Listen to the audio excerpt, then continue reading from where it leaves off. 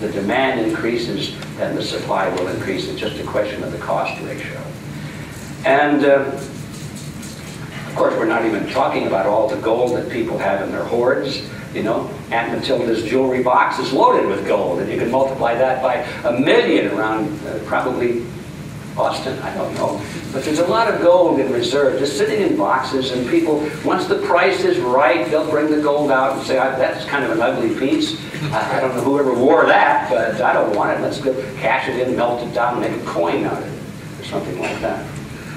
So the other argument, that's the sophisticated argument that I've been getting a lot lately in emails, the one I just got the other night, said, hey Griffin, you're not, at this seminar you're giving, you're not still advocating gold, are you? Don't you know that the bankers have all the gold? Don't you know that the Rothschilds own all the gold? You're playing right into their hands. Why would you do that?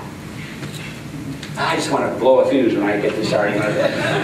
Okay, here we go again. First of all, it's true that the banks and the bankers, and no doubt the Rothschilds and others, the Rockefellers, and you have a few names of your own you can add to the list, no doubt they own a lot of gold. Why? Because they're smart. Of course, they own a lot of gold. Why shouldn't we be that smart? They know that that's a storehouse of value. And they know that while the currencies are going down, down, down, this gold that they hold is maintaining purchasing power. They're smart. But does that mean they want a money supply backed by gold? No. Those are two different issues. They're smart because they want to hold gold, and they're smart because they don't want the money supply backed by gold. Why not? Because how do bankers make their money? By collecting interest on loans. And if the money supply is backed by gold, it's limited. They cannot loan as much. That means their income drops way down. They cannot collect interest on loans. If the money supply is limited, what they want is an unlimited supply of money, because that is loaned into existence, and that's where they make their money. You cut them off by backing up a money system with gold, and they're practically out of business. Their loan income drops way, way down. So it's so simple. Yes, it's true that the Rothschilds and the Rockefellers and a lot of these other very, very wealthy bankers have a lot of gold. But they fight tooth and nail against a money supply backed by gold, because it will put them practically out of business. And so we finally come to what I call a natural law, and you'll find this in the creature, but I'd like to repeat it because it summarizes pretty much what we're talking about here today. Natural law. When gold or silver is used as money, and when it forces the supply and demand, and when the forces of supply and demand are not thwarted by government intervention, the amount of new metal added to the money supply will always be closely proportional to the expanding goods and services that can be purchased with it. Long-term stability of prices is the dependable result of these forces. This process is automatic and impartial. Any attempt by politicians to intervene will destroy the benefit for all. Therefore, long-term price stability is possible only when the money supply is based upon the gold or silver supply without government interference. Now, with that in mind, let's take a look at what the world really is like today. I have to keep in mind I have to be through at 11:30, so pace this out. So have we deviated from this natural law? And boy, and how? And the best way to see that is to review how money is brought into existence in the United States today and most of the world. I call it the Mandrake mechanism, named after that popular comic book character Mandrake the Magician, popular back in the 1940s. And Mandrake had this big black cape. He could wave it and things would materialize out of thin air. And then he'd wave the other side and they'd go out of existence. They would appear and disappear magically. And when I finally got a handle on how the Federal Reserve System creates and extinguishes money, I couldn't help but think of Mandrake. So I call it the Mandrake mechanism. And here's how it works. You must remember, although this is not the topic for the seminar today, but we must remember that the Federal Reserve System is a cartel. Okay? Hope everybody understands that. It's not a government agency, although it appears to be a government agency. It's a cartel that's gone into partnership with the federal government. Basically what these guys did is they went to Jekyll Island back in 1910. When I say these guys, I'm talking about 7 representatives of the largest, most powerful banking dynasties in the world.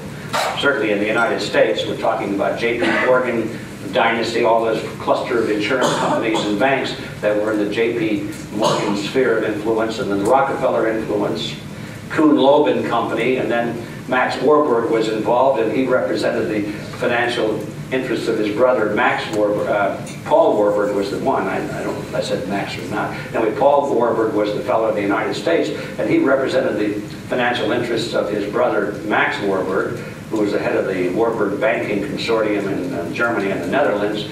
And Kuhn-Loeb and Company represented the Rothschild money. And so you put all of these people together, you're talking about the, the massive economic, financial leaders of the world. So these guys went to Jekyll Island and they created a cartel agreement between themselves. They basically said, we're not going to compete anymore, guys. We used to compete. Now we're at the top of the hill. What we want to do now is join forces so we can keep new competition out, and we want to control the whole banking and financial world to our advantage. So they formed a cartel, and then they went to Washington, and they got those eggheads in Washington to write at the top of their cartel agreement, they wrote in the words, Federal Reserve Act, and they passed it into law. So what we live under right now is a law which, in essence, is a cartel agreement. No different than a banking cartel or a sugar cartel or an oil cartel. It happens to be a banking cartel.